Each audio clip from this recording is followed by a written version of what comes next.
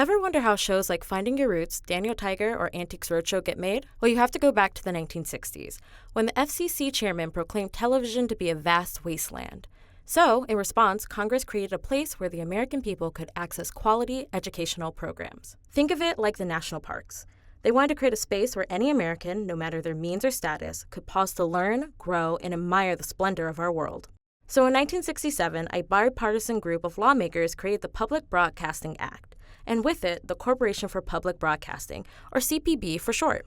The CPB was developed as a public corporation, not a government agency, in order to insulate it from the winds of political change. But how does the whole system work? Well, it all starts and ends with you. Your taxes fund the CPB, about $1.60 per person per year. That's less than a cup of coffee.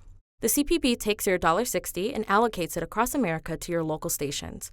Stations use this money to pay dues to PBS, so they can air programs like Finding Your Roots, Daniel Tiger, and Antiques Roadshow. It's kind of like being in one big broadcasting club. But who creates these programs? Well, PBS gives some of these funds to larger stations who create shows with your $1.60, but also with funds from other foundations, sponsors, and of course, viewers like you.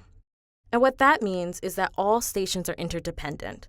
The CPB funding is the glue that binds public media together. Remember when you traveled the world with Carmen Sandiego, learned to love books with Reading Rainbow, or measured twice and cut once on This Old House? Maybe you still remember a fun science fact from a Nova documentary, or you had a recent revelation when you watched Frontline. All these programs exist so that you can explore and understand the larger world.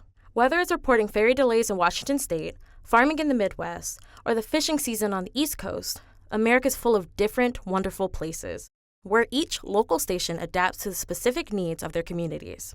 Locally, at Detroit PBS, programs like One Detroit, American Black Journal, Detroit Performs, and Great Lakes Now cover and share the stories that matters to Southeast Michigan.